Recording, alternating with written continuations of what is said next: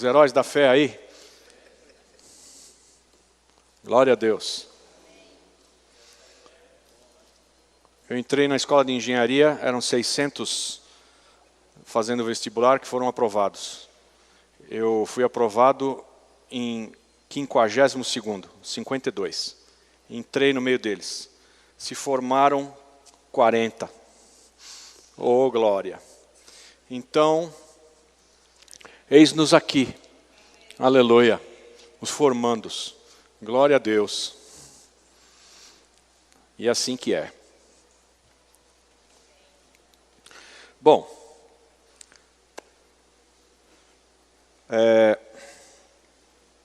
na aula passada nós vimos e estudamos a divindade de Cristo, amém?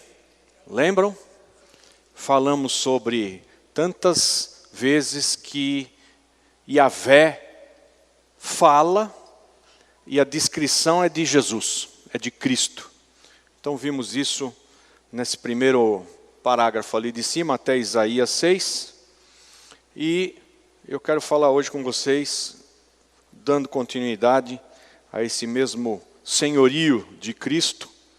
Cristo é Senhor e Ele é Senhor do templo. Então, abra lá comigo em Isaías 56, 7.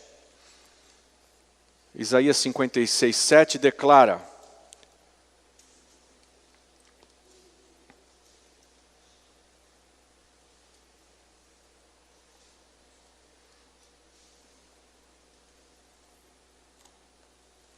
sim, a esses os levarei ao meu santo monte e os alegrarei na minha casa de oração. É Jeová falando. Minha casa de oração, e os seus holocaustos e os seus sacrifícios serão aceitos no meu altar. Porque a minha casa será chamada casa de oração para todos os povos. Amém? Amém? Comparando isso com Mateus 21, vamos até Mateus 21, versículos 12 e 13. Aqui é Jesus que entra no templo, vocês conhecem a passagem, e ele chuta as mesas e expulsa os cambistas. Mateus 21, 12 diz: então Jesus entrou no templo, expulsou todos os que ali vendiam e compravam e derribou as mesas dos cambistas e as cadeiras dos que vendiam pombas. E disse-lhes: está escrito, a minha casa será chamada casa de oração, vós porém a fazeis covil de salteadores. Jesus é Senhor do templo, Ele cuidou do templo. Mas eu quero abrir um parênteses aqui para conversar com vocês sobre essa atitude de Jesus que algumas vezes a gente estranha. Dele partir para a briga. Amém? Partiu para a briga. Justo antes dele entrar no templo, no caminho, tem uma outra passagem em que ele amaldiçoa uma figueira que não estava dando figo. É seguinte o negócio. Primeiro, no caminho, ele amaldiçoou uma figueira que não estava dando fruto. E a figueira secou na raiz. Em seguida ele chega no templo e barbariza. Aí você lê aquilo sem maiores meditações e alguma elucidação. E você diz, bom, ele deve ter acordado com o fígado meio azedo. TPM, tô para matar. Ele não tinha. Mas, sei lá, comeu alguma coisa ruim, não dormiu bem, não sei. Você pode raciocinar assim, ele já sai amaldiçoando a figueira, coitada, estava no caminho dele, se estrepou. E aí ele entra no templo, já não está legal o negócio, e pega e chuta todo mundo. Mas não é. Na verdade, no caminho, Jesus já está ministrando algo nas entrelinhas. É muito importante a gente conseguir ler a Bíblia nas entrelinhas. Não só as linhas, também nas entrelinhas. Então, Israel foi chamada, foi criada, foi concebida por Deus para ser um modelo para as nações. uma bênção para as nações, um padrão para as nações. Israel foi criada por Deus, concebida para ser uma nação sacerdotal, né? Um sacerdócio real, toda a Israel. Mas a Israel não andou muito na linha nisso daí. Então, Deus criou dentro de Israel uma tribo, a tribo de Levi, e essa tribo é que ia ser então sacerdotal. Mas Israel foi concebida para isso. Israel tinha que ser uma bênção para as nações. Israel tinha que ser modelo, padrão de Deus para todo mundo. E figueira, na Bíblia, fala de... Obrigado. Figueira na Bíblia se reporta a Israel. É uma figura de Israel, figueira. E ele passa por uma figueira que não está dando fruto. Profeticamente, ele está falando, Israel não está cumprindo, não está frutificando, não está fazendo o que foi chamado a fazer. Então, ele amaldiçoou a figueira. E ele está falando, ninguém mais coma fruto de ti.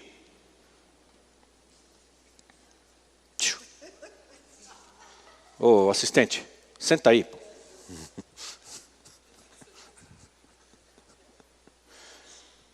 Você me obriga a editar o filme toda vez.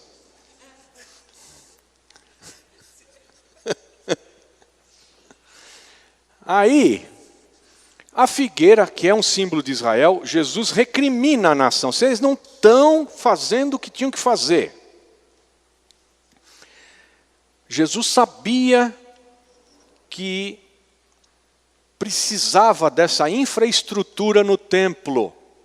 Cambistas, vendedores de animais, porque o povo que ia a Jerusalém para adorar, tinha que oferecer uma oferta ao Senhor.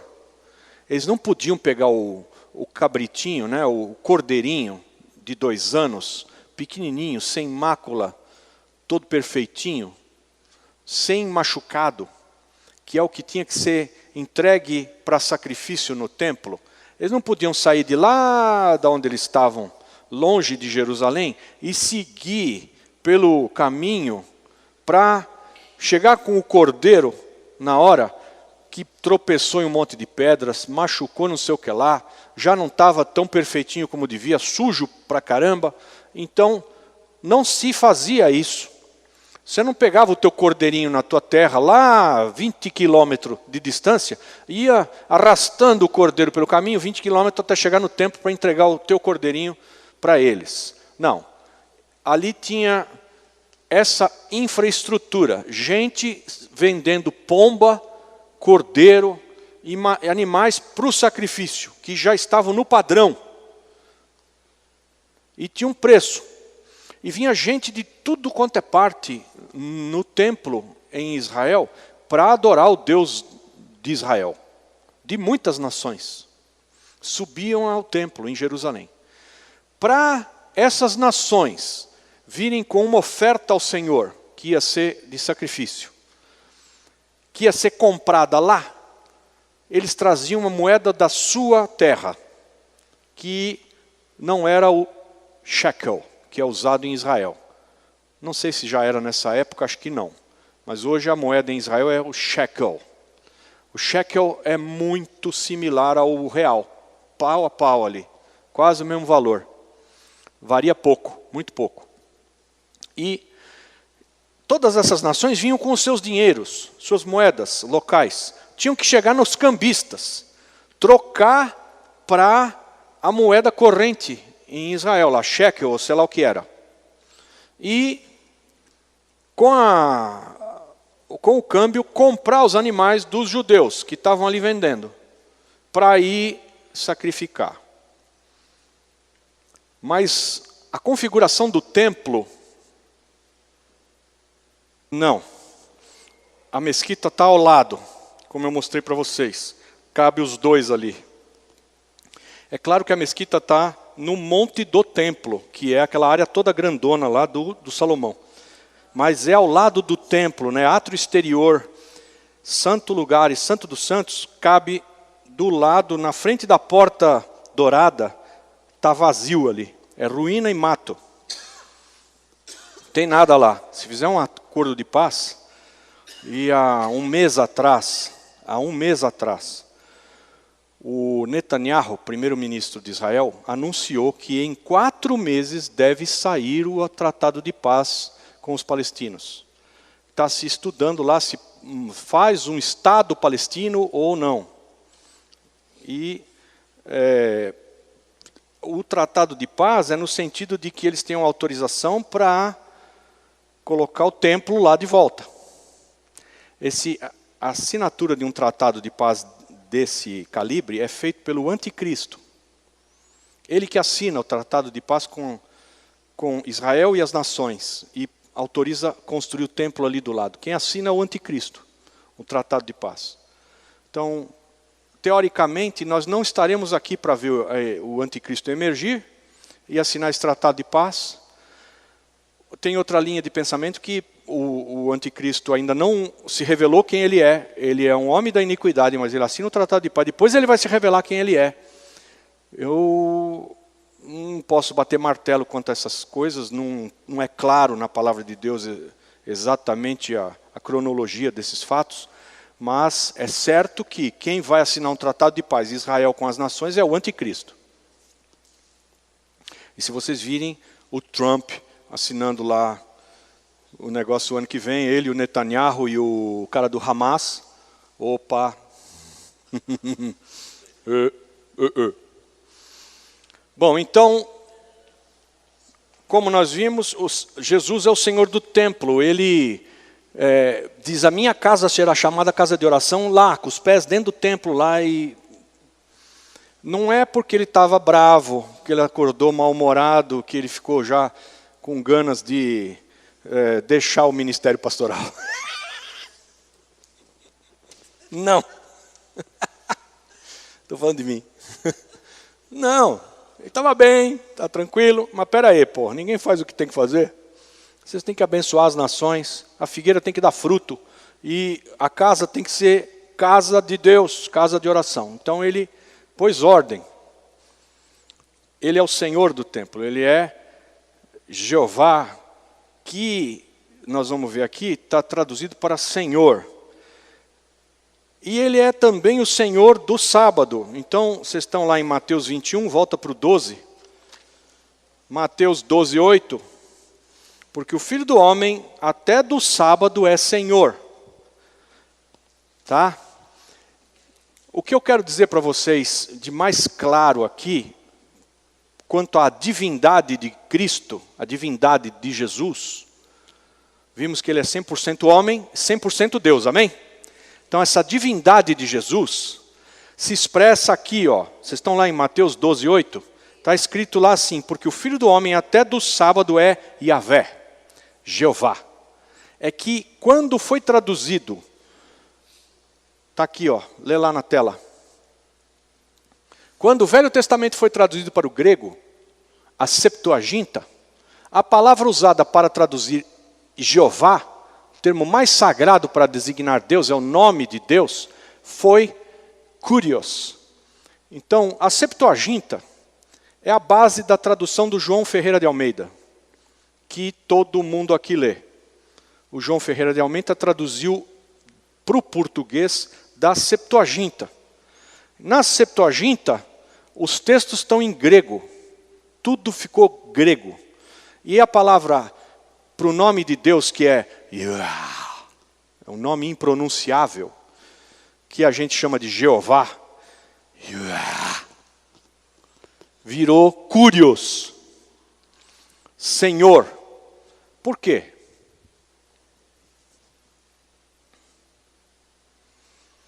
Esta é a mesma palavra que o Novo Testamento também usa para Cristo.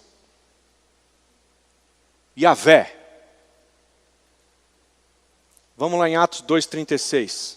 Aliás, esse é um texto que eu quero pôr na tela para vocês aqui, para você ver a palavra no Strong, no original. Atos 2. Vamos lá, rapaz. Você vê que não pode beber para pregar aqui, né? Senão você não... Esteja absolutamente certa, pois toda a casa de Israel, de que a este Jesus que vós crucificastes, Deus o fez Senhor e Cristo. Amém? Senhor. Foi traduzido do Kyrios. Kyrios é Senhor. Aí, se eu puser aqui em Senhor, opa. Ih, caramba, deixa eu ver se eu consigo baixar isto.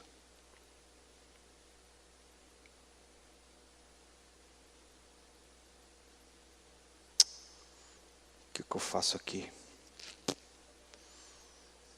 O negócio está enfiado aqui para cima.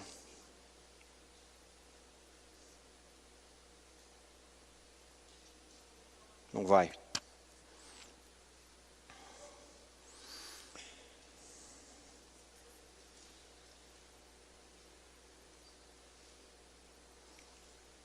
Kyrios, né?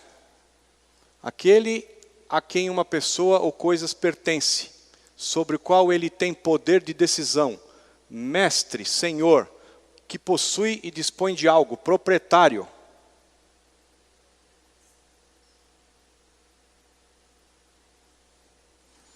Título dado a Deus, ao Messias. Mas a minha intenção era mostrar para vocês que isso daqui é Yahvé. Está ali em cima.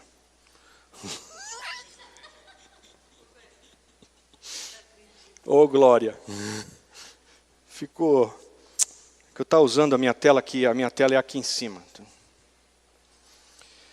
Ok, então acreditem em mim, tá? Isso que está traduzido aqui para Senhor, Kyrios, no original é Yahvé. Tá? Ou seja, o nome de Deus, Yahvé, foi traduzido para Senhor, que é Kyrios no grego, que é um atributo do imperador romano. Quando toda a região da Judéia foi dominada pelo Império Romano, todo judeu tinha que dizer Kyrios César. César de Roma é Senhor. Senhor é dono, proprietário, aquele que manda, o cara que é o rei, tudo isso, imperador. Kyrios é o possuidor das pessoas. Ele é o senhor no sentido de senhor de escravos. Ele é o senhor, Kyrios. Kyrios é esse tipo de... é um deus, né? É um deus. Kyrios César. O César é que é um deus. Ele é um dono de tudo. Aí entra Jesus e as pessoas têm que declarar não.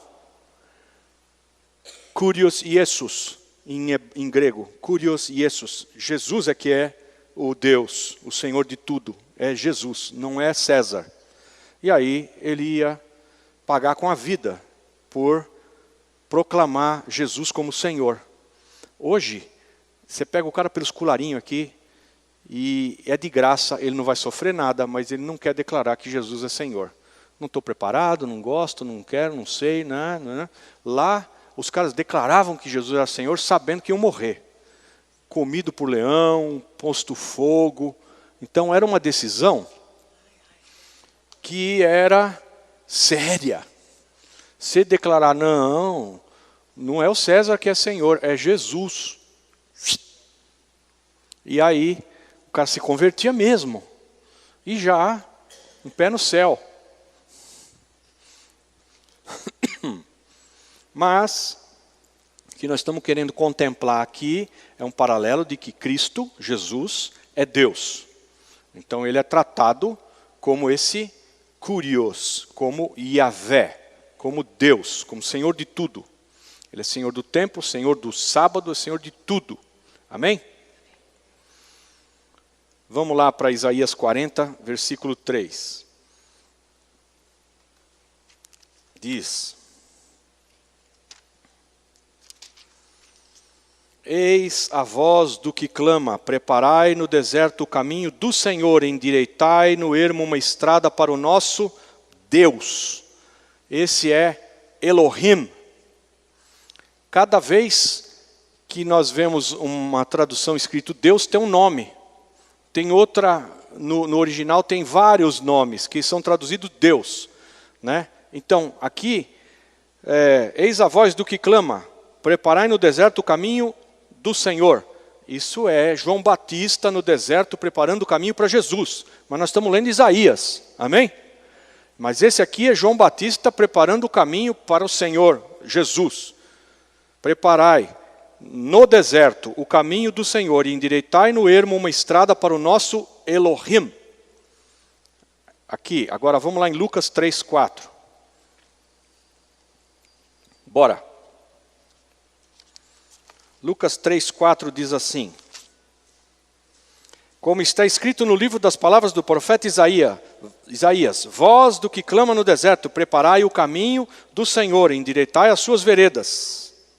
Então aqui é a citação que está se falando a respeito da pregação de João Batista, faz menção ao que foi escrito profeticamente em Isaías, e é João Batista aquele que vai preparar o caminho do Senhor. E ele é o Senhor, e ele é o Elohim. Elohim, amém? Você pode traduzir o eterno. Elohim. E eles traduziram aqui Senhor. No português, a gente achatou os nomes de Deus.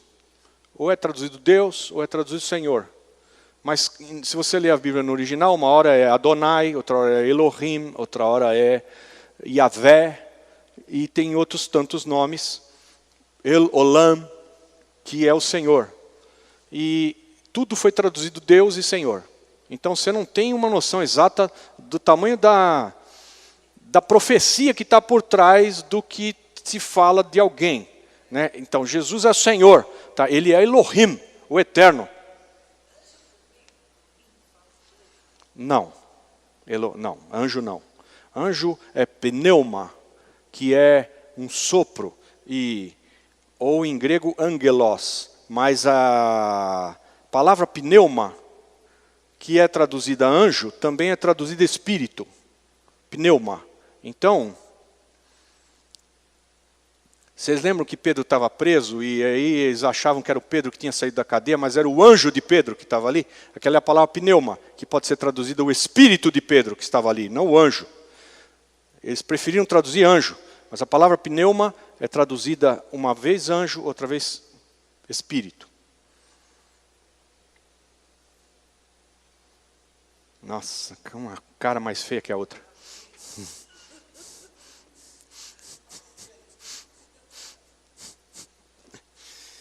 Vamos ficar aqui no Elohim, depois a gente chega lá. Amém?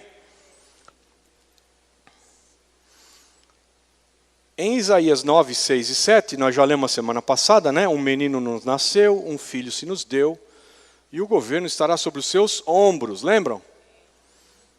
Ombros no corpo. Apóstolo, profeta, evangelista, pastor, mestre. Governo da igreja, nos ombros, no corpo de Cristo. Então, Cristo é chamado Deus forte.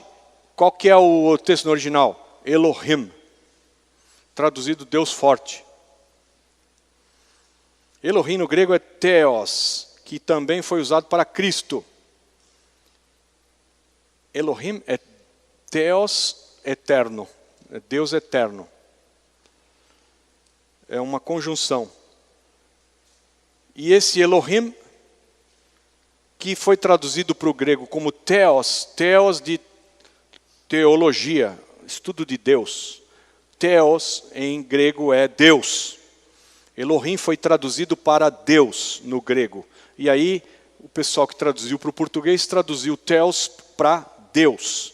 Perde-se o sentido original da palavra Elohim, que é mais do que Deus, é um Deus eterno. Romanos 9, 5.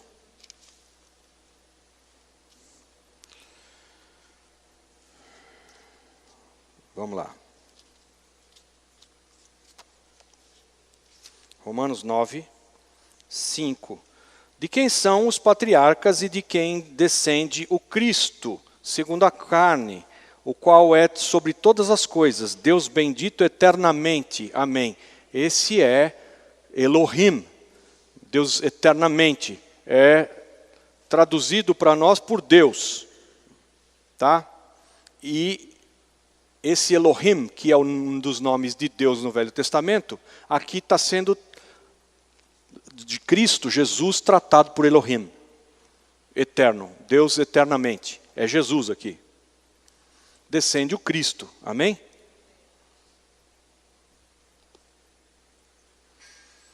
O anjo do Senhor, isso é maravilhoso. O anjo do Senhor, talvez seja esta a forma como Jesus Cristo mais apareceu no Velho Testamento. É uma das principais teofanias.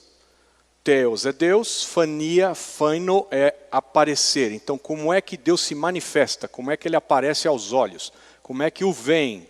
Né? Teofania é uma aparição de Deus. Cristofania é uma aparição de Cristo. Uma cristofania, uma maneira como Cristo aparece, revela uma teofania, como é Deus. Quem vê Cristo vê Deus. Teofania é uma aparição de Deus, mas ninguém nunca viu a Deus.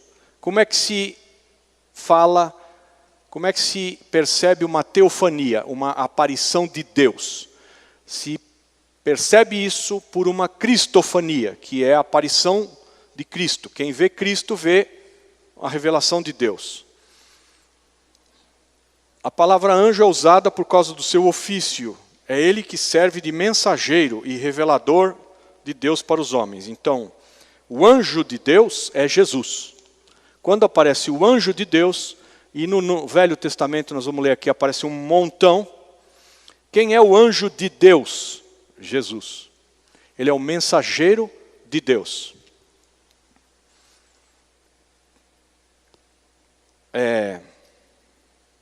A palavra mensageiro e servo, quando usadas para Yahvé, Jeová, são equivalentes ao nome anjo de Jeová. O anjo do Senhor é especificamente a segunda pessoa da triunidade, Jesus Cristo. Nós vamos ver isso, que ele é a segunda pessoa.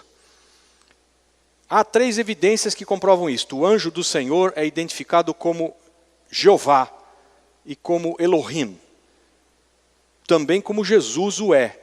Então, vamos ver esses 2 parâmetros aí, de Jeová, e o anjo de Jeová é também Jesus. Vocês vão entender. Gênesis 16, abre lá.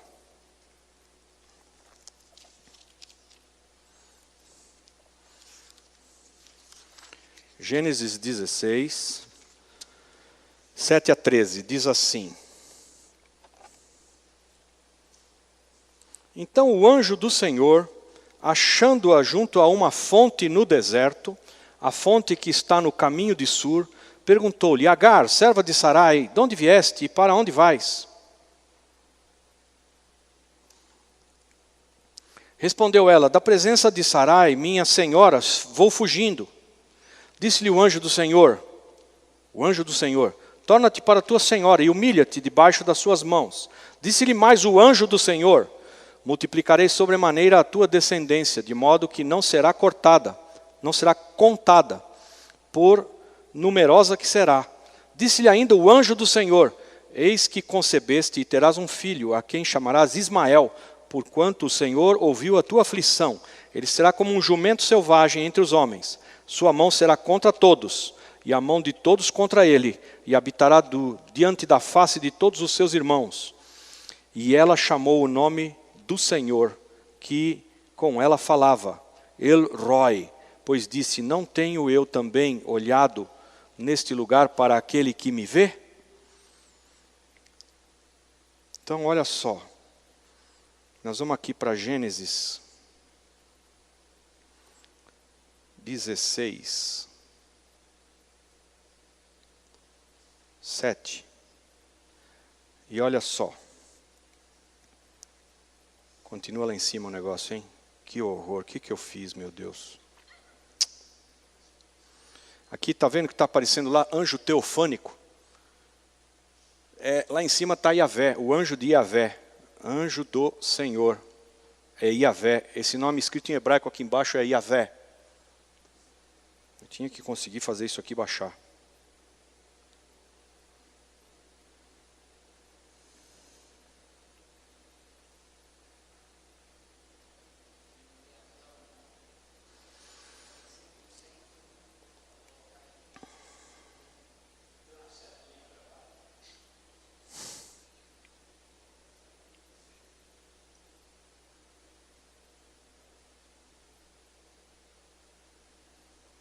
Não dá.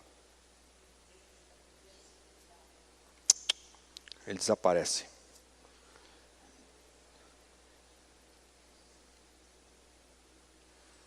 Então aqui diz, ela invocou o nome do Senhor, é Yavé. E ela está falando com o anjo do Senhor que apareceu para ela, que é Jesus.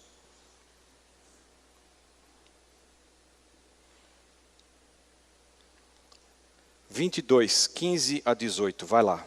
Gênesis 22, 15 a 18.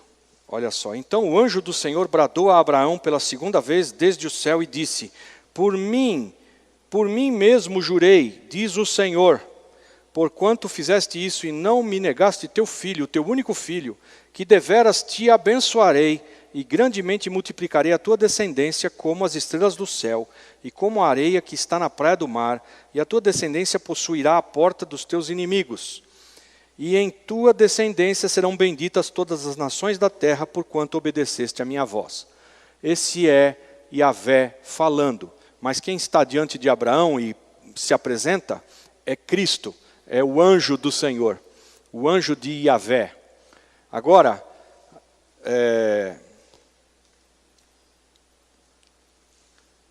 ele é revelado aqui embaixo, ó. O anjo do Senhor é revelado como uma pessoa distinta de Jeová. Vê só. E como uma das pessoas da Trindade. Então, além dele ser Yavé, ele é revelado como uma pessoa distinta. Porque ele não é Deus Pai, ele é Deus Filho. Ele é um só. E todos eles são Deus. Os três são um. Entendem a encrenca? Vocês estão conseguindo me seguir? É um assunto intrincado, né? De ser, pelas citações bíblicas, você entender que Deus, Jesus e o Espírito Santo, Pai, Filho e Espírito Santo, são um Deus só. E eles têm, cada um é um. Tem é como se esse único Deus, que é dividido em três pessoas, ele tivesse três personalidades, né? Sabe aqueles caras que tem duas personalidades dentro dele? Uma hora ele é bonzinho, outra hora ele é mau. Sabe? Aqueles de filme. É um cara só, mas de vez em quando ele vira mais que bipolar, é dupla personalidade, né? Nosso Deus tem tripla personalidade, mas os três pensam a mesma coisa, o que é doido, né? Mas eles têm, cada um também tem uma função especial. Vamos ver isso mais um pouquinho aqui.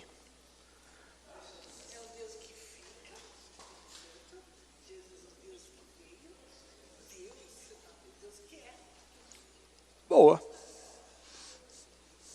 Muito bom. Já afirmamos que ele é uma das pessoas da Trindade. Agora vamos verificar que ele é a segunda pessoa. Como pode uma pessoa ser Deus e ao mesmo tempo se dirigir a Deus? A resposta está na distinção pessoal da Trindade. Algumas evidências indicam que o anjo do Senhor é a segunda pessoa. A segunda pessoa, ela é a visível, que o anjo do Senhor ele se deixa ver, ele se apresenta, é uma cristofania, que é Deus se apresentando. Então, a segunda pessoa é a visível no Novo Testamento. Nem o Pai, nem o Espírito têm esta característica. Eles não são visíveis. A voz do Pai é ouvida. E o Espírito é visto uma única vez em forma de pomba. Mas somente Cristo, a segunda pessoa da Trindade, manifesta a Deus de uma forma humana, visível. Portanto, é lógico que a segunda pessoa da divindade, que aparece em forma corpórea no Novo Testamento, seja a mesma do Velho Testamento, né? João 14:9 diz: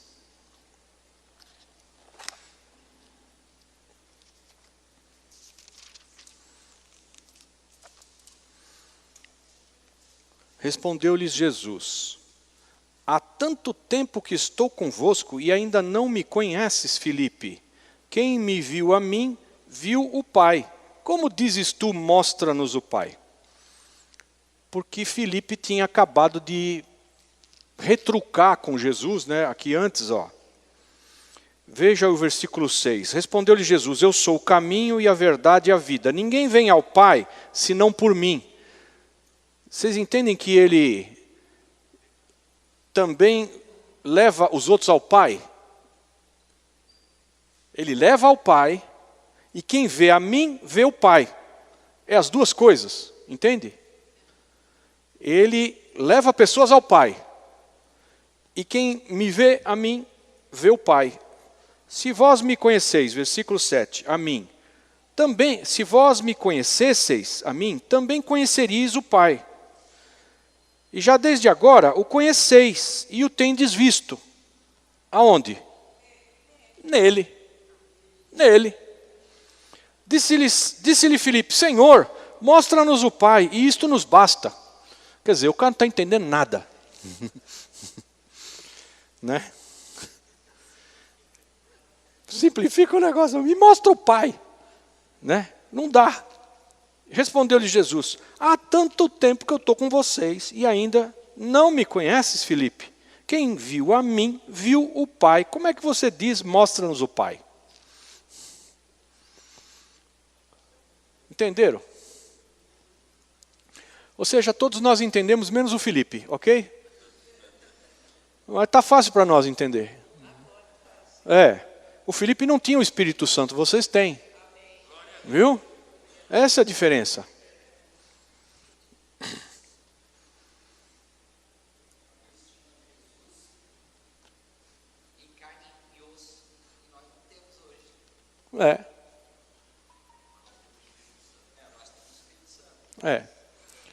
Na verdade é assim. Você quer ver Jesus agora? Quer? Em carne e osso? Olha aqui para mim, ó. Mora em mim. Jesus está em mim. Entendeu? Né? Quando eu dou aquelas patadas na bola, na quadra, é Jesus batendo em você. E aí o que você faz? Devolve na mesma moeda. Bate em Jesus. Ele bate em Jesus, toda hora ele bate em Jesus, esse cara aqui. Isto é confirmado pelo fato do anjo do Senhor não aparecer mais após a encarnação. Então eu estou querendo colocar aqui para vocês que o anjo do Senhor é Jesus, amém? Então ele está sendo chamado de o anjo do Senhor um tempão, até que Jesus nasce. Depois que Jesus nasce, eles não se referem mais a Jesus como o anjo do Senhor, porque ele está ali, para todo mundo ver, ok? Então, é confirmado pelo fato de o anjo do Senhor não aparecer mais após a encarnação. Então, Jesus encarnado, ele já não é mais o anjo do Senhor, ele é Jesus. Porque antes ele aparecia, Jesus não tinha nascido, mas o Cristo é eterno. Vocês já entenderam isso, né? O Deus Filho é eterno. Aí ele se faz homem e nasce. Antes dele nascer, ele não tinha sido batizado de Jesus, mas ele era o Cristo eterno. E lá ele é chamado o anjo do Senhor, e ele é o mesmo, Jesus, o anjo do Senhor, é o Cristo. Aí quando o Cristo se faz homem, eles põem o nome dele de Jesus, e aí já não se chama mais ele de o anjo do Senhor, mas de Jesus. As funções do anjo do Senhor e de Cristo são semelhantes, e ambos são enviados. O Pai é sempre o que envia, e o Filho é o enviado. Por eliminação, fica demonstrado que o anjo do Senhor não pode ser nem a primeira, nem a terceira pessoa da Trindade. de acordo com João 1,18, ninguém jamais viu a Deus, o Deus unigênito que está no seio do Pai. O Deus unigênito quer dizer único que nasceu, o nascido, o único, o filho único, unigênito. Então, ninguém jamais viu a Deus. O Deus unigênito que está no seio do Pai é quem o revelou. Ou seja, Jesus é quem revela o Pai. Ele é o Deus unigênito, o Deus único nascido. Aqui fica claro que só Cristo pode ser visto pelo homem. Ninguém viu nem Deus Pai, nem o Espírito Santo, mas vê Cristo. E quem vê Cristo vê a Deus. Ele é o segundo. Outras teofanias são expressões de Deus, aparecimento de Deus.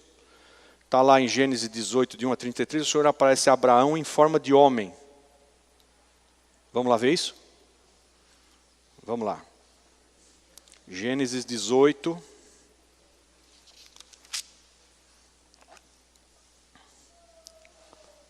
Gênesis 18. Depois apareceu o Senhor a Abraão, junto aos carvalhos de Manre, estando ele sentado à porta da tenda, no maior calor do dia. Que hora era essa? Meio-dia. Lembram da pregação? Levantando Abraão os olhos, olhou e eis 3 homens de pé em frente dele. Quando os viu, correu da porta da tenda ao seu encontro e prostrou-se em terra. E disse, meu Senhor, olha para mim. Depois apareceu o Senhor a Abraão. Amém? Tudo bem? Está aqui o texto. Como é que ele apareceu? 3 homens na frente do Abraão.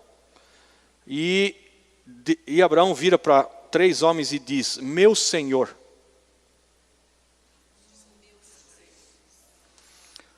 Ele não diz senhoras e senhores, ele diz meu Senhor para 3 homens, tá? Levantando Abraão os olhos, olhou e eis 3 homens de pé em frente dele. Quando os viu, correu da porta da tenda ao seu encontro e prostrou-se em terra e disse, meu Senhor, se agora tenho achado graça aos teus olhos, rogo-te que não passes de teu servo. Quer dizer, não vá embora.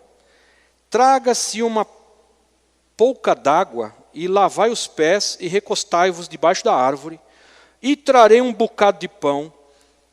Ele está falando com 3 homens. Chama de meu Senhor os 3.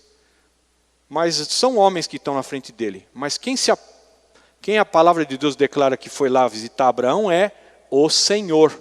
Amém? Tudo bem? Vocês estão ficando tudo doido, né? Vocês estão ficando bem? Trarei um bocado de pão, refazei as vossas forças. E lá Deus precisa descansar. E depois passareis adiante. Ele está falando com o homem. Porquanto, por isso chegastes até o vosso servo. Responderam-lhe, fazei assim como disseste. Abraão, pois, apressou-se em ir ter com Sara na tenda e disse-lhe, amassa depressa 3 medidas de flor de farinha e faze bolos. Em seguida correu ao gado, apanhou um bezerro, tenro e bom, e deu-o ao criado que se apressou em prepará-lo. Quanto tempo demorou isso? Um bezerro gordinho, mata o bezerro, arranca o couro, tempera, põe passar. E os caras lá descansando debaixo da árvore.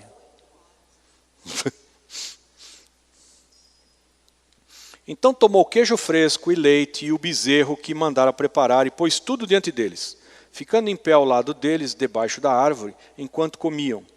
Perguntaram-lhe eles, onde está Sara, tua mulher? Ele respondeu, está ali na tenda. E um deles lhe disse, certamente tornarei a ti no ano vindouro, e eis que Sara, tua mulher, terá um filho. E Sara estava escutando à porta da tenda que estava atrás dele. Ora, Abraão e Sara já eram velhos e avançados em idade, e a Sara havia cessado o incômodo das mulheres. Sara então riu-se consigo, dizendo, terei ainda deleite depois de haver envelhecido, sendo também o meu senhor já velho? Sendo também o meu quê? Quem é esse cara?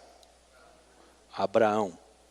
Sara chamava Abraão de meu senhor, que é, no original, qual que é o nome que está traduzido aqui para senhor? Baal. Baal. Baal é a palavra hebraica para marido, senhor e amo. As mulheres chamavam os seus maridos de meu amo, meu senhor, meu Baal.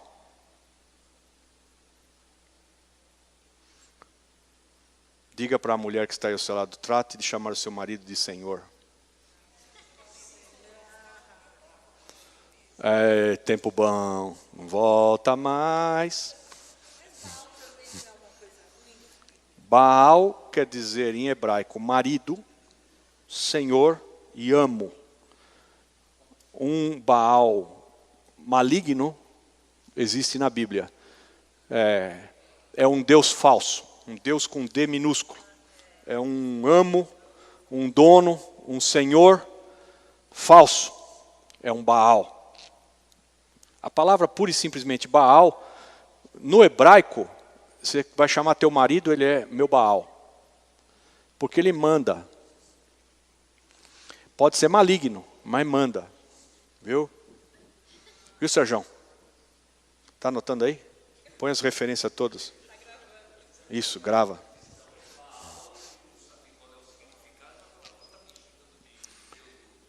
Quando Jesus aparece à mulher samaritana no poço, ele diz para ela, vá chamar o teu marido, vá chamar o teu Baal. E ela diz, eu não tenho Baal.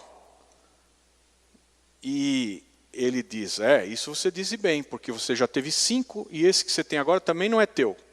Porque ele está falando de deuses falsos, que Samaria foi sitiada, foi conquistada e os pagãos instalaram deuses falsos nos montes para eles adorarem aquele Baal, aquele outro Baal, o outro Baal. Tinha 5. E ele diz, vai chamar lá o teu Baal, o teu amo, o teu senhor, teu marido, porque eu vou casar contigo, porque você é minha, para a samaritana. Sendo minha, você foi se prostituiu e se deitou com outros deuses. Mas ele quer ela para si. Então ele fala, primeiro você vai ter que se separar desses teus deuses aí esses teus senhores, esse teu Baal. A palavra é Baal, foi traduzida para nós por marido. Terrível. Devia ter sido traduzida, vai buscar o teu amo, vai buscar o teu senhor. Mas Baal é marido também. Quando traduziram Baal para o grego, traduziram marido. Traduziram para o português, traduziram marido.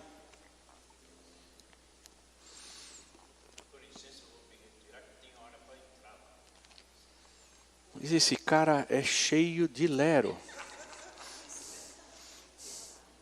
Sim, senhor. Dispensado.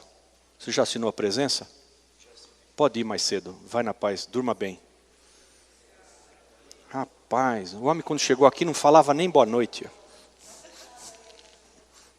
Para lá, ó.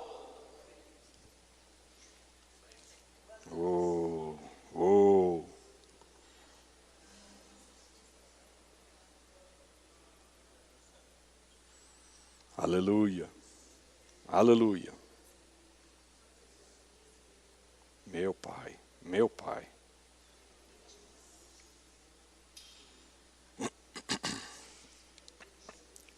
Mais um pouquinho. Caiu a conexão aqui, espera um pouquinho só. Agora.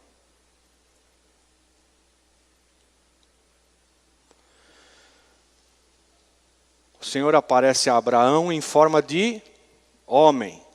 Amém? Jacó luta com Deus na forma de homem. Vamos lá ver essa passagem? Gênesis 32. Nós estamos falando de teofania. Deus se manifestando. Uma teofania. Ele se manifesta a Jacó. E aí, Gênesis 32, 24. Jacó, porém, ficou só, e lutava com ele um homem, até o romper do dia. Quando este viu que não prevalecia contra ele, este homem viu que não prevalecia contra o Jacó. Amém? Jacó estava lutando com um homem. E esse homem viu que não prevalecia contra o Jacó. Até de manhã. Jacó, porém, versículo 24, ficou só e lutava com ele um homem até o romper do dia.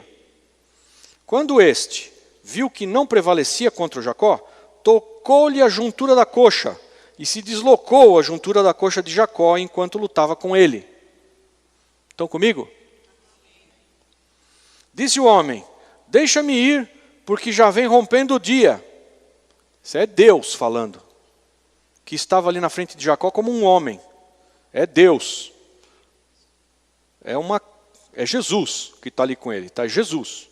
Não é Deus Pai, é Jesus, que é Deus. Jacó, porém, respondeu, não te deixarei ir se me não abençoares. Perguntou-lhe, pois, qual é o teu nome? E ele respondeu, Jacó. Então disse, já não te chamarás mais Jacó, mas Israel, porque tens lutado com Deus e com os homens e tens prevalecido. Qual é a pergunta que cabe aqui? Puxa, o homem está lutando com Deus. Aí Deus diz que não prevalecia contra ele. Já estava clareando. Então, já que eu não consigo ganhar dele, aí Deus toca a coxa dele e ele fica manco. Você fala, então por que não tocou logo a coxa? Por que ele disse que ele não prevalecia contra ele? Já na primeira que ele fez um estalo, o cara ficou manco.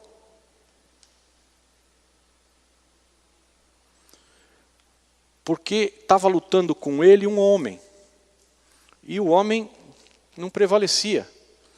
E aí Deus toma esse homem e diz, agora é Deus. Agora é comigo o negócio. Pim! E tocou a coxa dele aqui e ele ficou manco. E cocheava. E aí Deus diz para ele, deixa eu ir. E ele diz, não vai não. Se você não me abençoar, não te deixo ir. É mais ou menos como se ele tivesse agarrado um homem que estava ali, que era a expressão de Deus, e era um download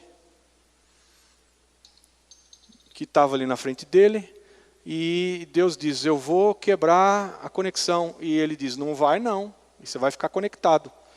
E aí Deus pega e toca nele. E aí Deus diz, derruba o sinal. E ele diz, não derrubo.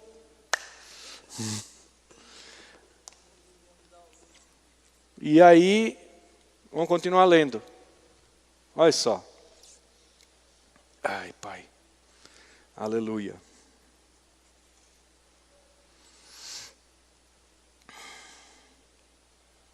Ele troca o nome de Jacó. E no versículo 29, perguntou-lhe Jacó, dize-me, peço-te o teu nome. Respondeu o homem, por que perguntas pelo meu nome? E ali o abençoou. É Deus falando assim para ele, você já sabe quem eu sou. Pelo que Jacó chamou o lugar Peniel. El é Deus. Porque tenho visto Deus face a face e a minha vida foi preservada. Então, quando Deus diz assim, por que você está perguntando quem eu sou? Ele estava meio assim na dúvida, né? E Deus fala, você já sabe quem eu sou.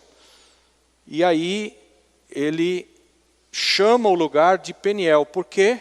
Porque ele viu Deus face a face e a vida dele foi poupada.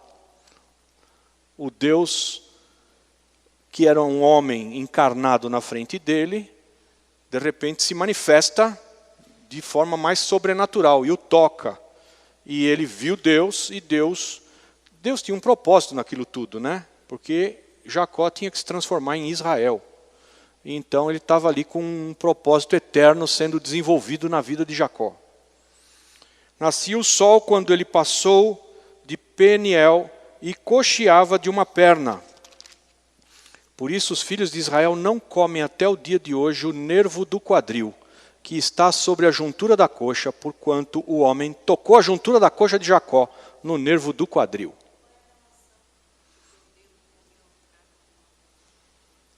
Do cordeiro? Não, comia. O cordeiro, não podia sobrar nada do cordeiro.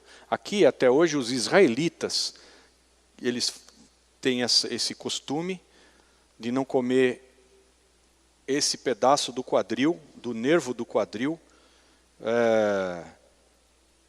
por causa do Jacó, por causa de Israel.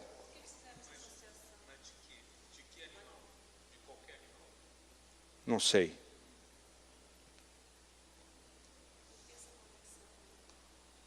Não tem aqui uma conexão com o cordeiro.